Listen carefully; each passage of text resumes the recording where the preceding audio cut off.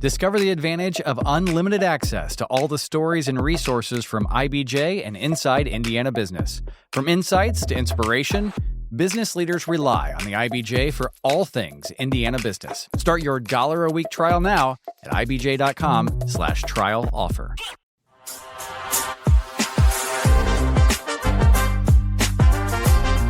Kristen, Dane.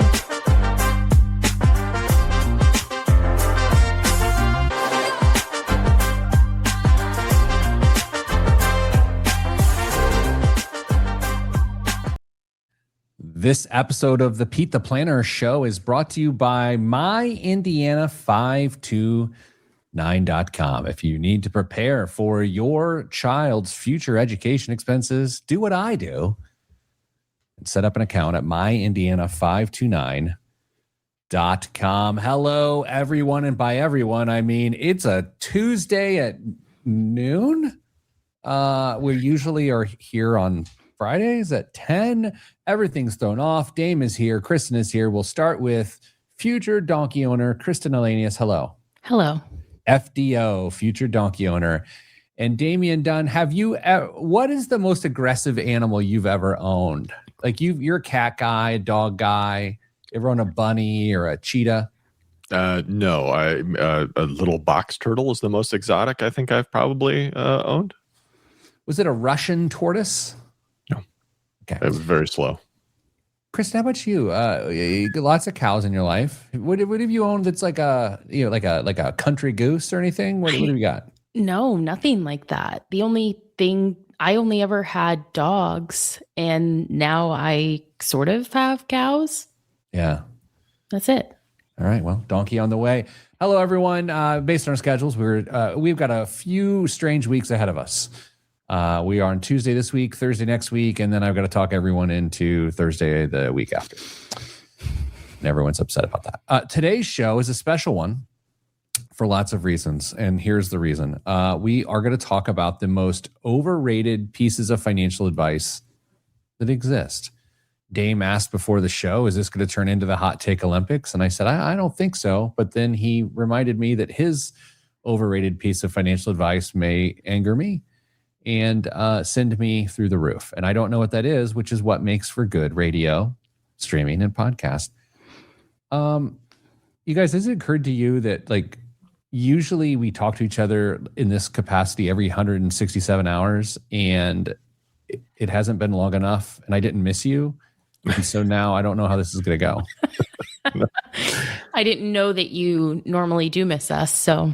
I do. Nice. I love Friday mornings. We get to reconnect and chat because we talk at work every once in a while, but not like this. And so Dame, I don't miss you yet. That's fair. And then also, didn't we have our one-on-one last week too? So then it's I got a whole face full of Dame and I don't need any right now. How would our relationship be different if I worked in the office? Oh, geez. It could be bad. Well, you'd be annoyed just like everyone else that works here. Yeah, that's fair. Okay. Oh, I'm sure you saw this breaking news. Employee benefit news says that Americans' financial literacy fell to its lowest level in a decade in 2026. Was that going to be one of your news stories? It was not. Well, there you go. Financial knowledge is declining. Americans answered just 47% of financial literacy questions correctly in 2026, the lowest score since the survey began. Gen Z and women lag behind. What a weird. Why would you write that like that? Why would someone write that? Okay, let me go with my most cynical read of that. Okay, Gen Z and women lag behind. Gen Z scored the lowest of any generation at 38%, while women continue to trail men across most financial literacy categories, especially investing, insurance, and risk management. When are we going to get women to understand this money stuff? Lily, do not click that. Yeah, quickly transitioning to not focus on that aspect. Does it say what it came down from? Because my suspicion is it's 1 or 2% lower than the last time they measured. All I can see here is that women don't know anything about any of this stuff. That's so wild. Who wrote that? this? Who wrote that Holy and thought, how? yeah. Okay. Let's get anecdotal for a moment. Okay. Dame, you're going last. Okay, Kristen, you're a woman. Indeed. Do you feel like women trail men in terms of investing knowledge? I do not feel that way. Dame? No comment. Damien. Insurance. Kristen, do you feel like women trail men in insurance literacy? Anecdotally, when I think about the people in my life, I feel like if there's an insurance conversation, if we're talking about like a couple, I feel like the guy is often taking those like meetings or those conversations. I might buy that one. Yeah, that was a pretty long yes, but yeah. Dame. I don't like it. I think this is a little bit more nuanced because I have a feeling that women have a much better idea of what health insurance looks like Also true. than Default what like parents. property and casualty stuff looks like. That's a great point. Mm-hmm. Well, I'm gonna go a completely different direction right here. I trust more women to make better personal finance decisions than men. I'll just say that myself. That is straight from the ugly horse's mouth. Dame is not going to weigh in on that one, and Kristen obviously agrees. Well, obviously. But anyway, let's get these women.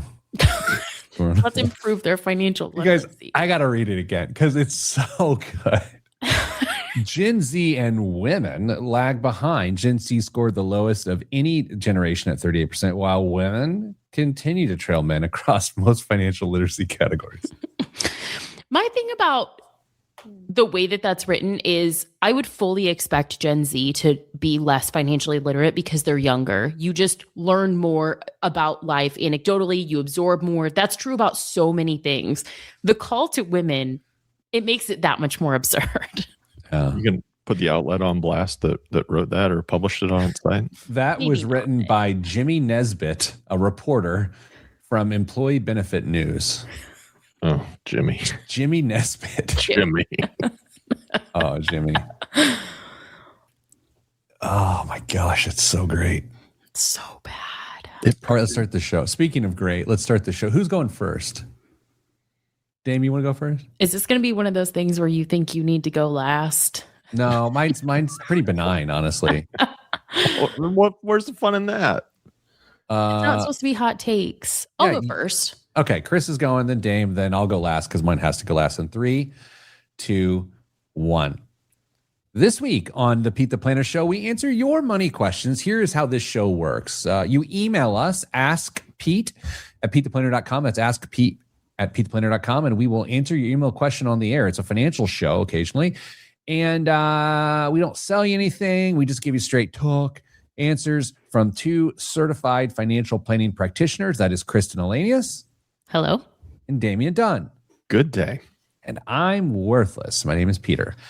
We stream the show live, and then it becomes a podcast. So if you miss anything and you want to listen to what we talk about between radio segments, go find the Pete the Planner podcast and be sure to follow us on all the socials that make us all feel antisocial. This week's show is the most overrated financial pieces of advice or focuses that one can think of.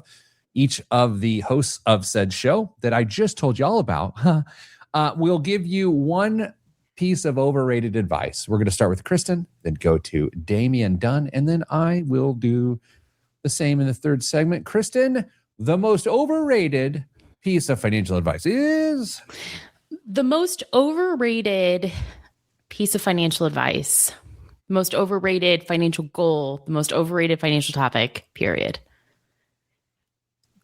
Sinking funds. Boy, man, I can hear Googling starting right now. Sinking funds. Okay, so emergency funds, we're familiar with the concept. The idea is that you should have a specific amount of money set aside. There's debate about how much for true emergencies, expenses you could not foresee coming. fully in support of an emergency fund. I think they're underrated. In fact, I think we should be talking about them more.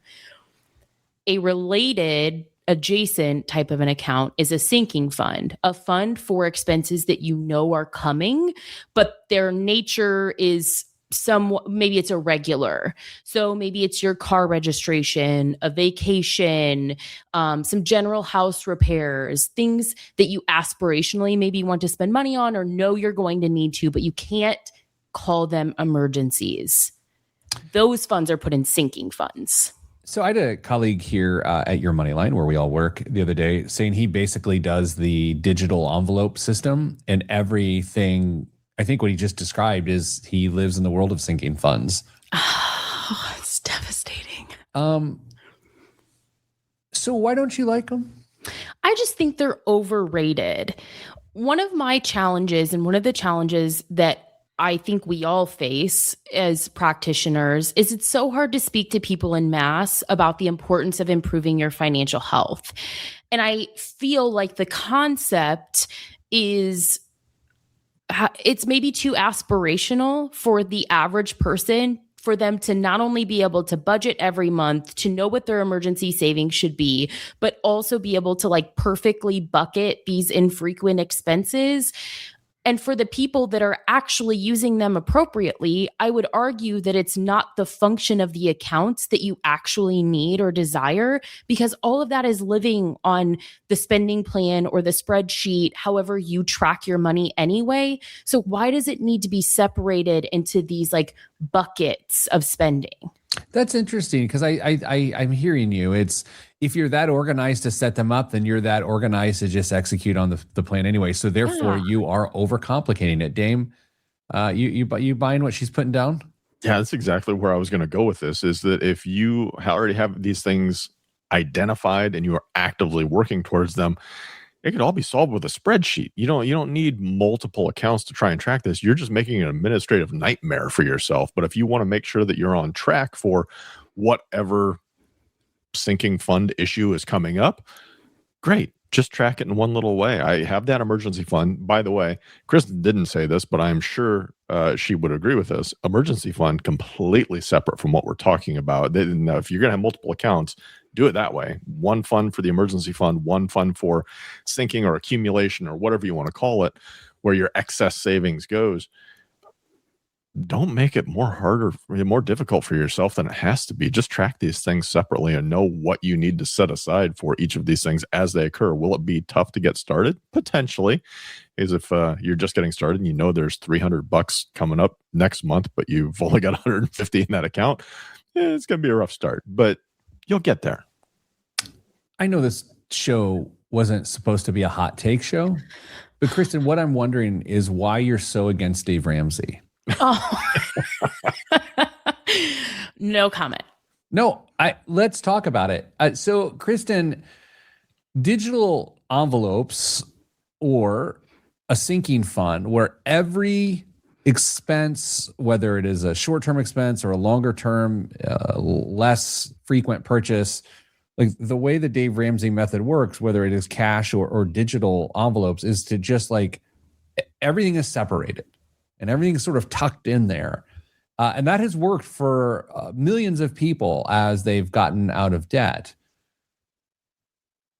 But you disagree with that method. I disagree with the unnecessary complexity of that method. I think it's valuable for people to see, hey, my car registration is $600. I need to save $50 a month. Like however that math breaks down for whatever those upcoming expenses are. I totally think that that's valuable. And I'm not disagreeing with the concept of using like an envelope system on a spreadsheet or in a budgeting app, but suggesting that those funds are actually living in separate places. My argument to that is, let's say I have a sinking fund for car repair and I have a sinking fund for my dog's vet bills, right? And I need $1,000 for my car repair and I only have $800 in that account. Am I really going to park my car until I have the other $200 and not take it from the account that I actually had for the dogs? Like in practice, I don't think that that's actually happening. As absurd as that may sound to some people that are listening, Kristen and I have both talked to people that have, I don't want to guess how many savings accounts set up, just accumulating dollars for each of these individual funds. So when she says this, that's unnecessarily complex, it is literally unnecessarily complex for some people. And it could just be taken care of with some keystrokes on a spreadsheet. You know, what's quirky about developing a brand of advice specific to Dave Ramsey, as we're talking about here, is he's done two things very significant, I believe. One is this envelope system, which we've just called into question the practicality of it. But two is the snowball method of paying down debt, which is also counterintuitive in the sense that there is a better technical way to get out of debt than the snowball method. But from a behavior perspective, I think the snowball method of paying the lowest debt down first makes a tremendous amount of sense. It is what I would recommend, despite the fact that technically it's not the best piece of advice. I don't think having a bazillion envelopes stuffed with cash is the best piece of financial advice. And I also think it's a bad idea, right? So that is the nature of this. So it's interesting that Kristen, in overrated financial advice, she chose Dave Ramsey today. I'm so thrilled at this time. Oh, wait till it gets clipped up for socials. Kristen, I'm with you. I think sinking funds is a new term for some people, but the idea that it feels like the rigidity serves you, but oftentimes the rigidity of sinking funds compromises you and adds stress to a situation. To your point of like, if it's between vet bills or repairing your car and the wrong envelopes got the wrong amount of cash, then there's stress for no reason. Anything else to add there before we wrap that idea up? I felt like that was pretty comprehensive myself. Oh boy, Dame, you want to add anything to that before we move on to what will be my overrated piece of advice in the next segment? No, I'm on pins and needles for yours. I think you guys both already know what it is. All right. So coming up after the break, we'll continue on the most overrated pieces of financial advice. All of that is next right here on the Pete the Planner Show. I'm Pete the Planner. Kids have a way of testing their futures early. Presentations to their stuffed animals, model rockets built out of spare parts from the garage, or turning the living room into their personal training academy. Help them reach their potential with an Indiana 529 education savings plan. With flexible investment options, tax advantages, and a convenient mobile app, saving is at your fingertips. Visit myindiana529.com and start with just $10. Read the disclosure booklet carefully before investing. This episode is also brought to you by Home Concierge by NeighborServe. I got to tell you, I've been using NeighborServe's Home Concierge platform for almost 2 years, and I'm obsessed with it. So, Dame, you know how home ownership sometimes feels awful because something's always breaking. You want to tackle a project, but you don't know what it's going to cost. You don't know who to trust. You don't want to bring in and get 3 different quotes or overpay by $6,000. That's explicitly why I use Home Concierge by NeighborServe. They help me understand what a project should cost. They connect me with a local trusted pro and honestly just help me know where to start. And what I love most is they're not just selling my information to people. It is powered by trust, not ads. So if it feels like this is interesting to you and you want a super handy friend the same way I enjoy the folks at NeighborServe, I encourage you to go get 1 month free. That's right. You heard me. Go to neighborserve.com/Pete. neighborserve.com/Pete for 1 free month of Home Concierge by NeighborServe. Dame, this is not their first appearance on the show, and I've told numerous stories over the years, including the squirrels that lived in my attic. NeighborServe was there to get them out. Could they have potentially helped you?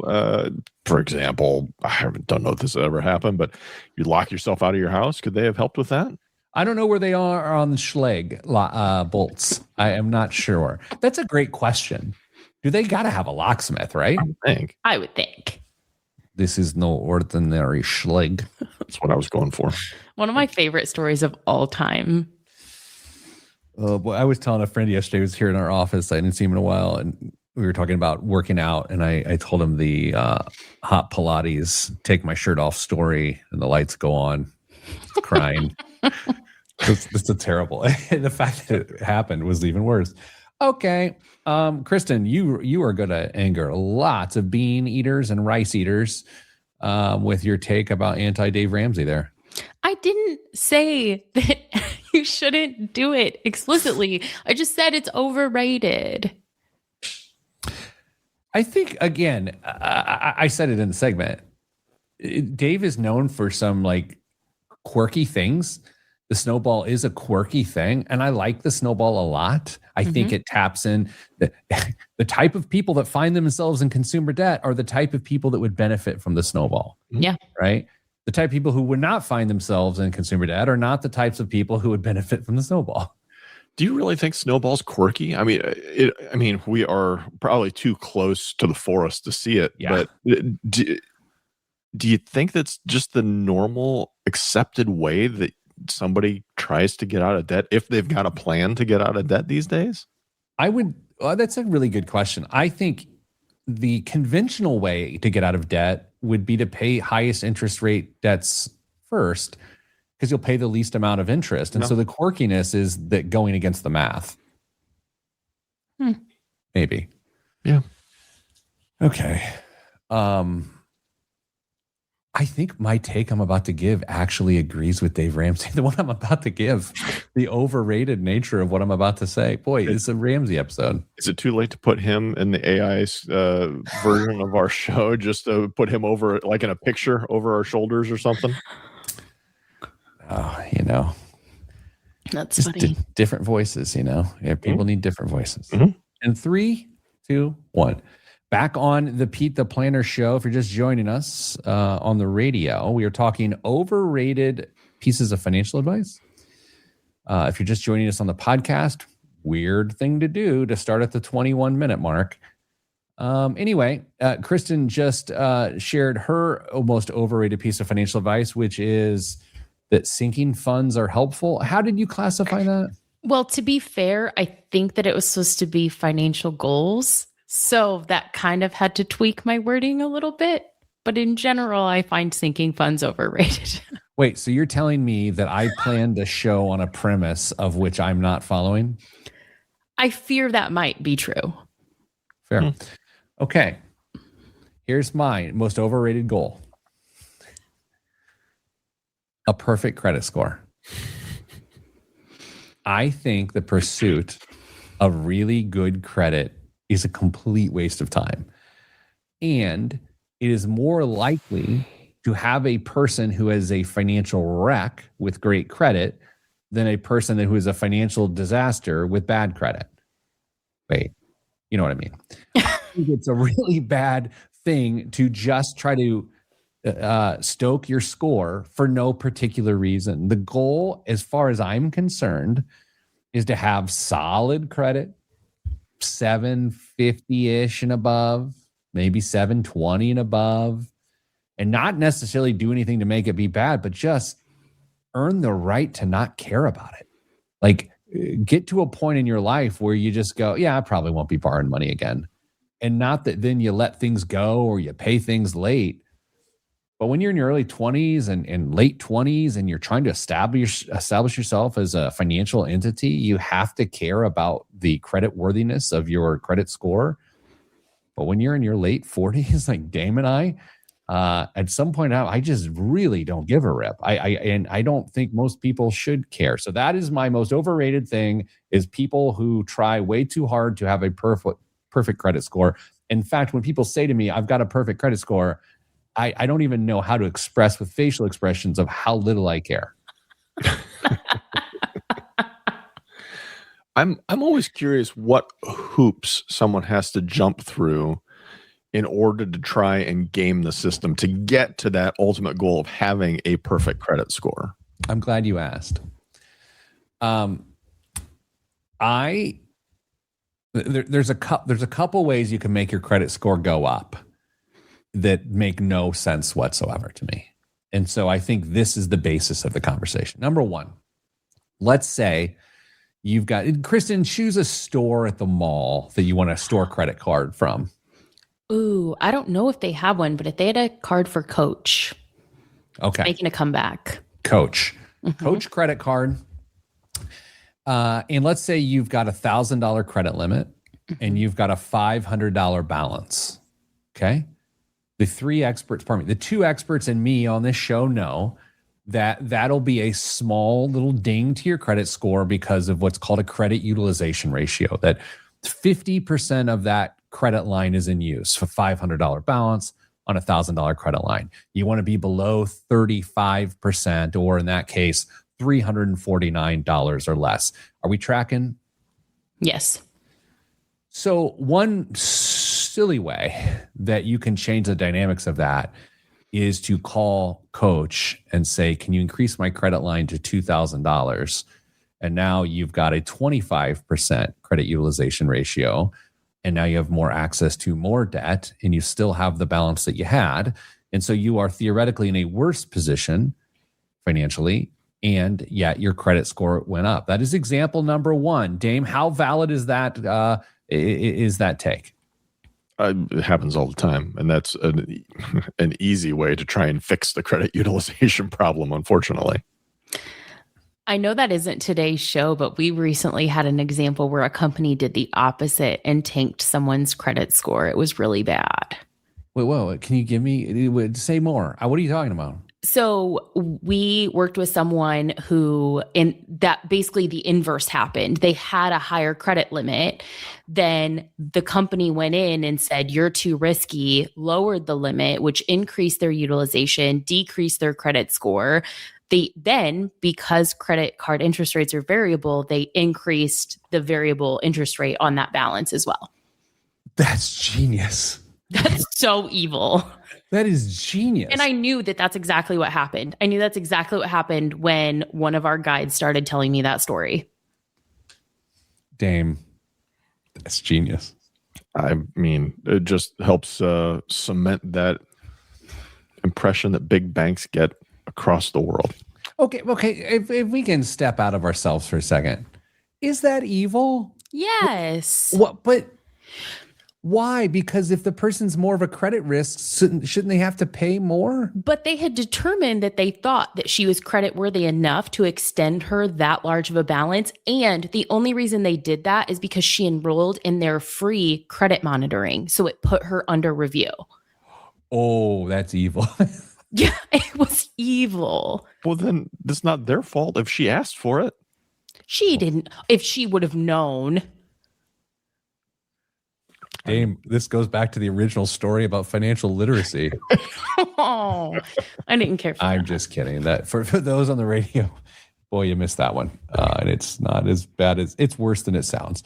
All right. My second reason why I think credit scores are absolutely ridiculous by the nature of how they can be manipulated is that the different types of credit you have in terms of diverse types of credit, a car loan, a student loan, a credit card, a mortgage, the more types of diversity you have across your credit portfolio, the better your credit score is. In fact, my credit score is like 825 or something like that. And the only reason it is not an 850 or whatever is because I don't have diverse enough credit. I have a mortgage, right?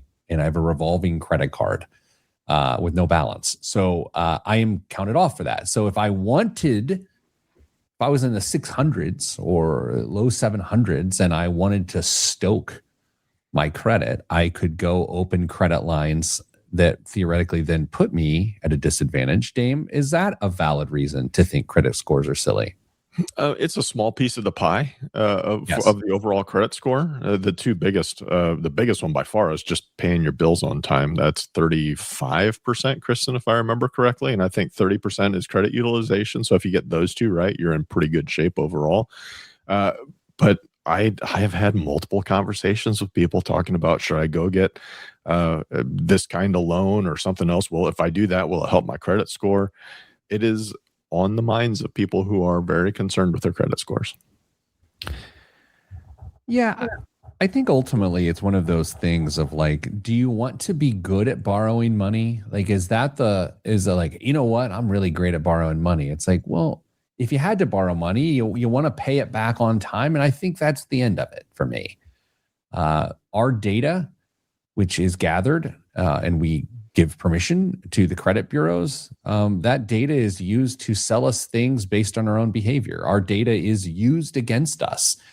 And it is the credit score, which is the catalyst to all of that. And so I think that's my challenge. Why is I want people to have reasonable credit because it impacts things like insurance rates and obviously interest rates.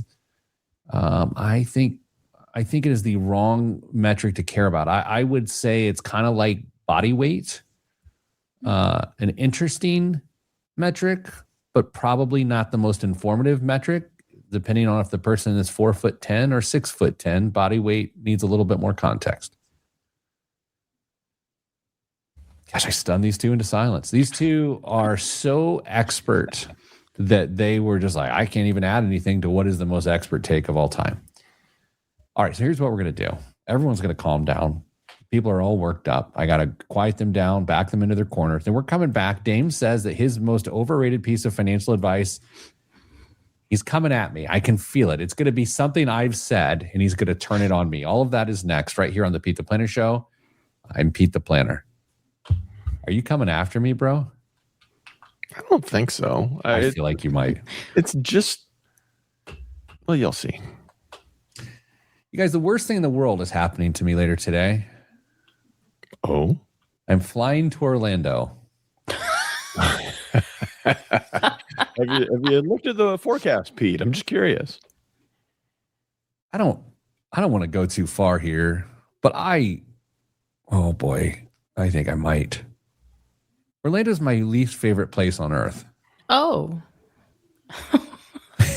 Earth? That's pretty aggressive. That I've been to. Okay, fair enough. And I think it's because typically when I'm there, it's a business conference. Yeah. And you're just in this weird area. It's on International Drive. And it's just all for this sort of thing. And it's miserable. That's fair. The context of why you visit somewhere definitely influences then how you see that place moving forward. How long are you going to be there? I'm getting there tonight. And the reason we're doing the show today is because I will be there through Friday. You're lucking out, man. The feels like is not unreasonable. Damn, I'm going to be in a conference room. Yeah. Okay. Anyway, see you soon, Chamber of Commerce, Orlando. I don't know. All right, Dame, are you ready to ruin my life? It's a little strong, but we'll see what you do with it. Okay. Kristen, let's pre-rate this on terms of, Is this really a hot take? 10 is it's just flaming hot. I'm going to burst into flames and not make my flight. One is it's like, okay, where do you think it is? I think that it's going to be like when we did our hot takes and you thought yours was a 10. I think it's going to be like a 3. Wait, you thought? No, you thought your hot take was like a 10 and you were like all worried about it. And then Dame and I went and you were like, mine's not even that hot. And you made us let you go last. I think that's like this. Like, I think Dame's going to think it's aggressive and we're going to be like, okay. I'll just say my email inbox begs to differ with you on that one. I got hammered for my take. All right, here we go. It's Dame, fire up. 3, 2, 1. Back on the Pete the Planner Show, the radio show that says to you, hello. It's a financial show. You learn more at PeteThePlanner.com or wherever you get your podcasts. Hot Take Olympics was a show we've done previously. This week, we are doing the most overrated pieces of financial advice that exists. Kristen says that sometimes utilizing a sinking fund or what are digital envelopes for all of your different purchases can be unnecessarily complicated. I said that wanting a perfect credit score and then managing your money accordingly is a waste of time and arguably a bad idea. And then Damian Dunn is here to join us with a take of what is overrated. Damian, take her away. I will say this in a way intentionally. Try and get some reaction out of our beloved host. The most overrated financial goal is maxing out your employer workplace retirement plan. That is, you're ridiculous. You should be ashamed of yourself. Yeah, well, come at me, bro. You think that's the most overrated financial? It could arguably be the best financial goal. What? Okay. Now we've got another person that you're pushing towards my side. Appreciate that. Oh, what, you think I'm shoving Kristen towards your side? Yes. Yeah. That's what you just did. Wait. Okay. So, Dame, let's make sure we're not arguing the wrong things here. You're saying that maxing out the goal of maxing your employer workplace retirement plan is overrated. Oh, that's ridiculous. That is such a bad take.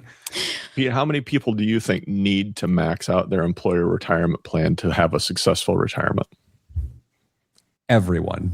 No. That's the most ridiculous thing I've ever said. A lot of people. But here's the thing, No. Dave. No. Yes. No. What, you think very few people? Pete, the median household income in the US is like $80,000. The median household is not maxing out their employer sponsored plan. Social Security is going to chew up a bunch of the need on a month-to-month basis for the median household. You guys are wrong. Besides that, if you are the type of person who has the means to max out the retirement plan, might want to think about investing dollars elsewhere in other categories and other vehicles so that they've got more flexibility to draw from in retirement. Now, if you get to the point where you can do it and not even think about it just for the tax benefit to hit this arbitrary mark that the IRS sets for you every year, go for it. Knock yourself out.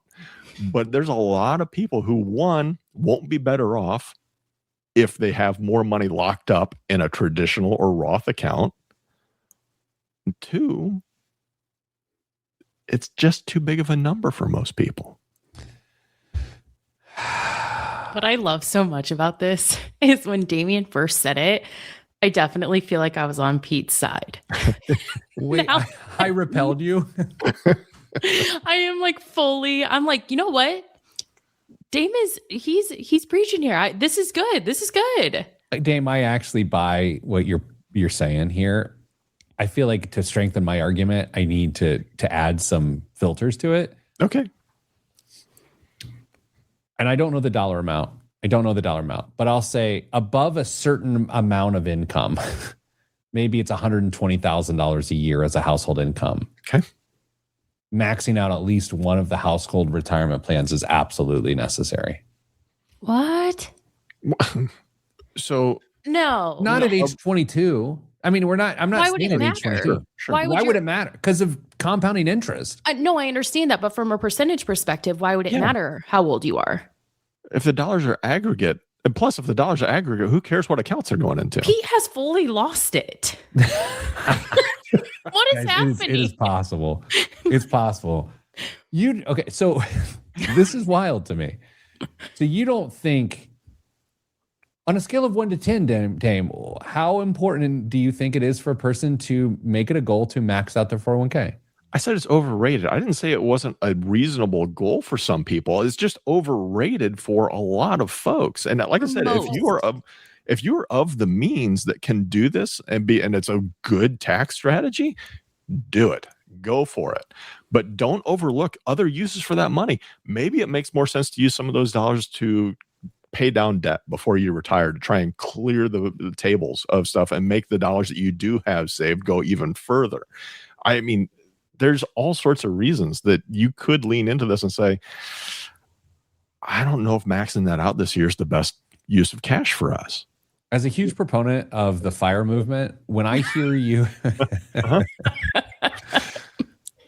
Dame, you may have made some inroads on this argument, but I will say at first glance, it was shocking to me. That's why I said it the way I said it. You know what you're doing here, pal. I'm trying. I'm getting, after 8 years or 7 years or whatever it's been, I'm getting better at this. Okay, so the nuance in this to me is it's all about household income level, right? If you're making a household income of 80 grand a year, putting 20 some $1,000s in your retirement plan there's so much else you should do. I mean, I think that's a good chunk of the decision tree for who's going to max this out. But I think there's more information that needs to be taken in totality to determine where those dollars need to be used most effectively for that stable retirement. Yet we always love to have a big old nest egg to be able to draw from. But what are the needs going to be? How quickly do you know there's going to be some major expenses coming shortly after you retire that you could weather easier cash flowing them now versus stacking them into an IRA where you're just going to have to, or a 401k, where you're just going to have to take them out, and we don't know what's going to happen to the markets in the meantime. So I think that it's a little bit more nuanced than just saying, hey, my goal is to max that 401k out. It might even be a year by year decision. I would also argue that I think the strongest point that you made in all of that, Dame, is that it's an arbitrary number. The IRS, for all intents and purposes, is like just making it up, and it's indexed, but it has nothing to do with your goals, your income. So the goal, while I understand it because there is a limit, so it feels like, hey, this is a measurable thing, is in no way, shape, or form reflective of your financial goals. Gosh, this is Team Dame. I think, you know what? I think I made my way to Team Dame. I don't think my brain's working this week. But at first glance, I felt offensive. It really did. It really did. I was on your side. That was just good presentation. Okay, well, let's stay in the same camp. This is what I should have chosen. The most overrated piece of financial advice is to hit the company match. Oh. What? Kristen's on my team. Well, I see what you're doing there. So it's not enough. Because it's not enough. Yeah. It's an arbitrary goal. Yep. Your company made it up. Yep. See, that is a spicy take, actually, because then people hear it and they'll go, oh, okay, well, I won't put money in. It's like, no. Not what I'm saying. It's not nearly enough. And so what I think is interesting about this conversation now, Dame, we go from 4% and 4% theoretically is not enough. However, $20-some thousand a year is probably too much for a lot of people. Mm-hmm. Is too much for a lot of people. There it is. Probably. Milk's got to be what, 50 cents a gallon these days? Oh boy, good times. That's hilarious. All right, these were good ones. Who had the best overrated take? Not that whose take was the most overrated, but who had the best overrated take here? The way it played out, Damien's for sure. I think they all captured the spirit of what we're trying to do, though. Yours is overly complicated. Mine will send you in the wrong direction. And Dame's is about putting undue pressure on a situation in which resources could be applied differently. Yes. Oh, okay. Well, I like that. All right. I have a feeling that this week's biggest waste of money of the week might be an all-timer. And then, of course, the news stories of the week. So much going on in the markets, the economy, and Damian Dunn is out on the street covering them all. So coming up after the break, biggest waste of money of the week and the news right here on the Pete the Planner Show. I'm Pete the Planner. This is random, but I will never say how old I was when I realized it was not for all intensive purposes. I'm 100% with you. I said intents and purposes, didn't I? I think so, but okay. I thought I said it right. You know, along that same thing, like I thought I think I've said this on the show before. IU's mascot, I thought it was a cactus for a long time because of the I and the U. When I was a kid, I thought they were the cacti. Indiana cacti, and then I realized that it's an I laying over you. Dame's losing it. You have never said that before. Have you lost some respect for me? I was a little kid. I had dreams. I thought it was a cactus. I mean, honestly, that's fair. Yeah, sure. Without the context, and not understanding like what a university is, truly. Okay, how about this? For magic tricks? I wouldn't double down. Okay. Okay, so when a magician opens a door with magic and they say, open sesame, and you think of sesame seeds, it's sesame. Sesame. Yeah. Open sesame, not open sesame. Mm-hmm.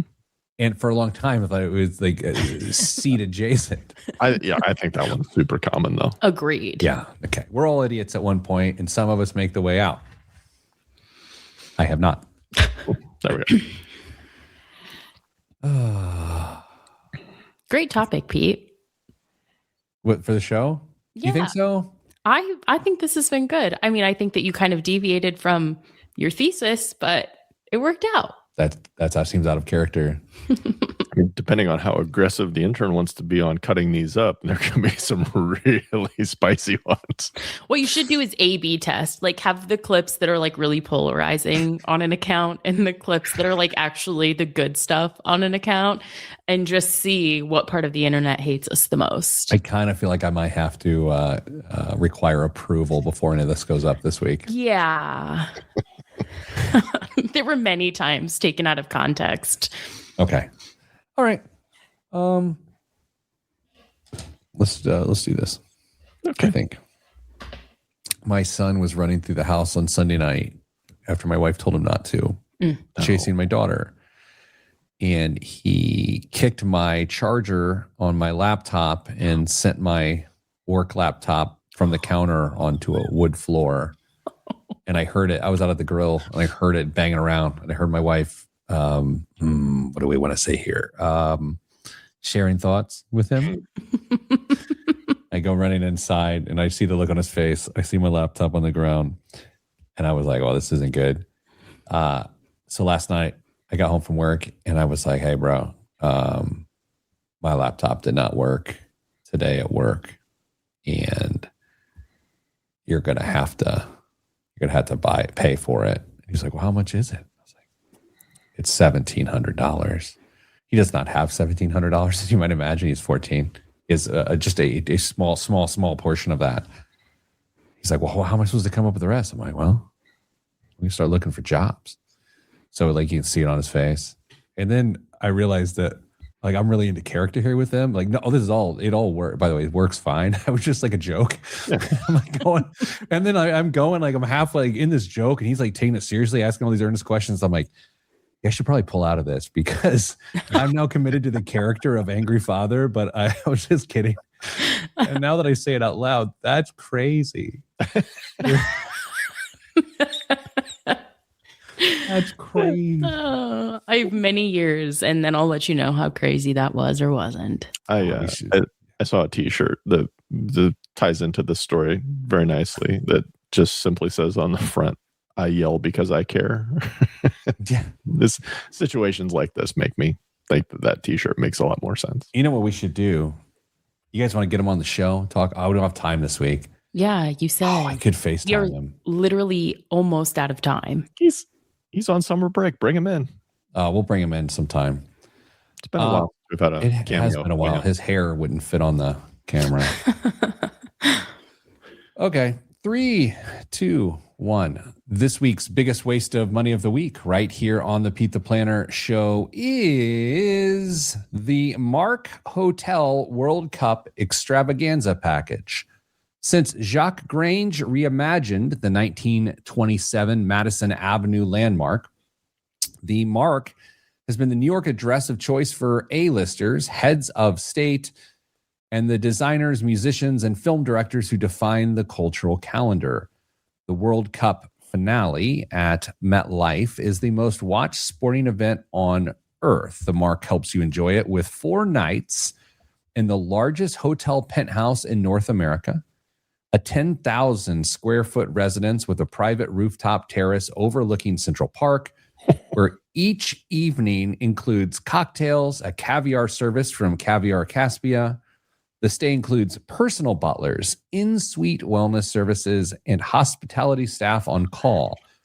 For the final, guests are transferred to MetLife by private helicopter, bypassing the crowds for midfield pitch-side premium seating with exclusive lounge access and a dedicated entrance. Now, I know neither of you are soccer fans. In fact, I would be shocked to even begin to ask you who you believe is going to win the World Cup. And we will do that in a moment. But first, Kristen, how much does this World Cup extravaganza package cost? One of the most charming things about Biggest Waste of Money is how you don't have context, right? But you've just described like 20 things that I have no basis for knowing how much they cost. This experience costs, it's just for one person. I'm sorry.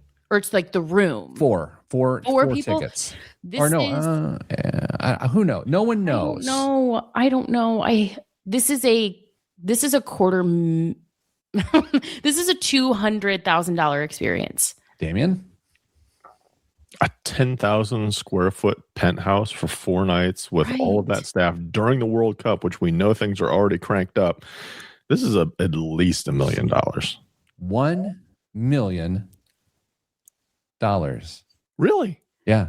Ding, ding, ding. You get to spin the wheel. Kristen, who is going to win the World Cup? I want an earnest guess here. You've already asked us this, and I said us, and you guys laughed at me and said not us. And the only team that I know is Tottenham Hotspur, I think. God, this has gotten worse. Is that not even the right league? Okay. The World Cup is countries. Oh, excuse me. Not clubs. And Tottenham, my club, is really sadly in the worst form they could be in right now. They almost got kicked out of the Premier League. Bummer. So that's not it. Dame, just say any country, Dame. Us. No. Well, I mean, I do love the commercial that's like, the USA, and it's like, I think it was Eruzione sitting at the end of the bar. It's like, you don't believe in miracles. So I want to say USA, but I mean, I feel like you've got to say somebody like I'll go with Brazil. Fair enough. That's good. All right. The answer is Spain. All right, Dame, what's in the news this week? The new chairman of the Federal Reserve, Kevin Warsh, wants the Fed to start looking at inflation a little differently. No, not with the cock of a head, Pete. Traditionally, the Fed focuses on broad inflation measures that capture price changes across the economy. But Warsh has suggested paying more attention to alternative measures, including something called the, quote, trimmed mean, which removes the biggest price spikes and drops to try to get a clearer picture of underlying inflation. On the face of it, that was what the look on that I made when I read this the first time. Hold on, let's. So we're going to cut out gas and grocery prices to get the real number. We're going to cut out all the spikes of the real things that people purchase. That way, it looks like it's flat. If gas prices jump because of war or egg prices spike because of a supply shortage, should the Fed react to those temporary shocks, or should it focus on the broader trend underneath the headlines? That's the debate that Warsh is trying to have. The challenge, of course, is consumers don't buy underlying inflation. They buy the groceries, the gas, the utility bills, all that stuff. So economists may spend years arguing about which inflation gauge is most accurate. Meanwhile, the rest of us are going to use the one that we've always used. How much did that cost the last time we bought it? I don't know how much more I could not like that. I don't care for that. Yeah, that doesn't make a lot of sense to me. Like, I get the nature of they're trying to take inflation out of the 24-hour news cycle. Like, I get that deeply. But then taking the things that people feel the most out of the calculation feels like it's a miss. I'm not sure who gets to make the judgment call that something is on a temporary spike or drop and it should be ignored. Yeah, I just don't think it matters why something spikes, because if it's, like, who gives a rip whether it's supply chain shortage or a war, or a supply chain shortage caused by a war or an excursion. And also, to our live listeners' comment, the prices are, I mean, gas prices perhaps, but like generally speaking, we're not seeing like grocery prices go back down once they increase. So what would be the point? Dame, what else is in the news? The new Trump Accounts app has officially launched, giving families a way to manage government-backed investment accounts for kids directly from their phones. The accounts are part of a savings account, a part of an investing account, and part of the government-discovered compound interest, I think. But anyway, the app was built by the Bank of New York Mellon and Robinhood, and families can now enroll and manage in the accounts through trumpaccounts.gov, and that will start July 4th as far as the eligibility for the $1,000 contribution from the federal government for kids born between 2025 and 2028. Kristen, have you made your way to trumpaccounts.gov? I have not, but I need to as a commitment to informing other people. But what was that date that you just read to me again? For kids born between 2025 and 2028, they will begin to receive $1,000 contributions starting July 4th. Right, on the holiday. Yes. Okay. Trump accounts? Government closed, and so they'll be working overtime to push those contributions out. What's the name of the website? I had trumpaccounts.gov. G-O-V. Oh, okay. I had .org, and needless to say, someone else bought that. Gosh, when are they going to figure that out? You know what I mean? Yeah.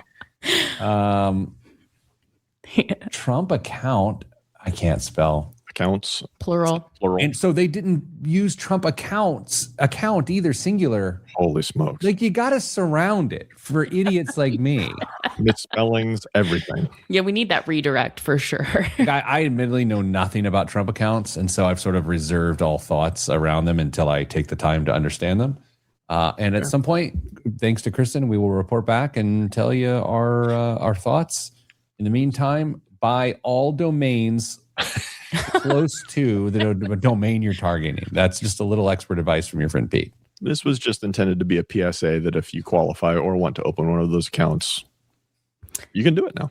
Do we want to take bets on how many days past the 4th it takes for me to see funding? Ooh. Wait, what are you? The cynicism of Dame now. Are you a 48-year-old man? All, it's not. July 4th is a Saturday. So not only is it a holiday, but it's a Saturday. So the money's not going into the account on the 4th. And I suspect that it won't be there Monday either. Well, gosh, your financial literacy is incredible. I am above average. That's a great point, Kristen. But I'm looking at the site right now because I finally made my way to the domain. And it's attractive. Like it looks pretty intuitive. Of course, I'm not eligible for any of these things, but actually, I am. My kids are. You can. Yeah. They don't get the $1,000 though, right? Right. Yeah. Dame, do you have a quick one to end with? Texas barbecue is facing a problem because it turns out there aren't many cows in the world. Price of brisket up 30% from a year ago. That is just a travesty, Pete. Gosh, I feel that deeply. All right. Well, next week, Thursday, what time? 10 a.m., 9:30? I don't know. It's weird. It's like 9:30 or 10:30. It's on the bottom. Download the podcast. Please subscribe on socials. Like up the stuff. Smash that notification button. Send you good vibes. Good vibes are all that's in the budget. I'm Pete the Planner. This is the Pete the Planner show. Just feels dirty. Just feels dirty. Every time I dive back into social media after the original real thing I was doing, every time I've dove back in since then, I'm just pinged with regret. I'm just like, God, this is so performative. But stupid. That is actually the problem, I think, is when you come in and out of social media, then it messes with your algorithm. And if you just maintain an appropriate amount of presence, you're not over consuming to the point that Pete feels like he can't consume social media. That just keeps everything a little more level set. I don't hate social media as much because I'm chronically online, Oh man, I'm looking at this Trump stuff, the Trump account stuff. We may have to do a whole show on this. Oh no. Not critically, just I'm gonna have to learn about it. Okay. I have a minute, so we're gonna do this. Okay. They have an illustration that says,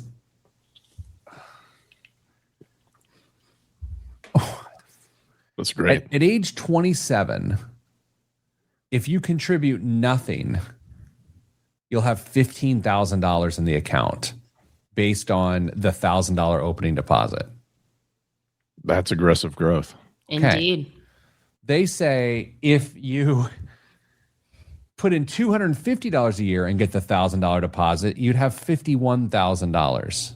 It's $250 a year. From birth to age 27? Yeah, so 27 years of $250 deposits plus the $1,000, you'd have $51,000. Why age 27? What am I missing there? I'll get there.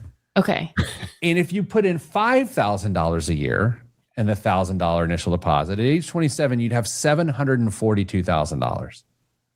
Dame, these types of illustrations would get you kicked out of the insurance industry.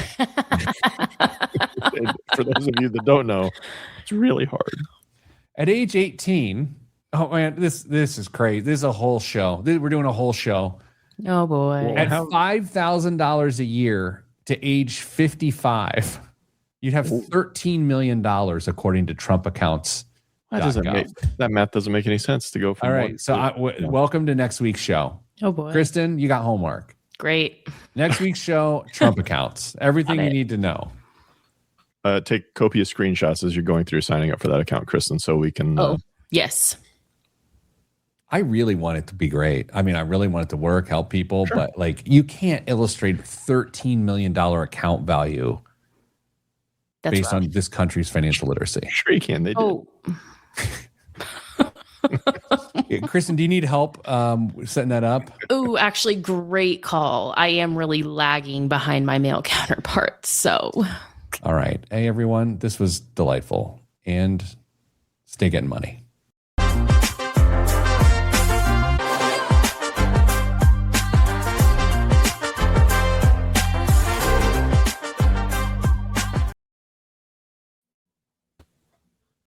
I'm Tiffany Souter, mom of four, wife, entrepreneur, and host of the Life of And podcast. For years, I built my life with brute force, a successful business, a growing family, and absolutely zero margin. I was tired, snappy, and felt constantly behind, and I was too afraid to admit it. Everything changed when I stopped trying to do more and started building systems that actually worked for my real life. If you too are craving more peace, more presence, and just more time for you, I'd love for you to join me on the Life of And. Subscribe now on your favorite podcast app or listen at ibjpodcast.com. Do you want to know what really drives change in Indiana? You won't find it in sound bites, you'll find it in stories. Stories from CEOs, lawyers, coaches, entrepreneurs, and community advocates.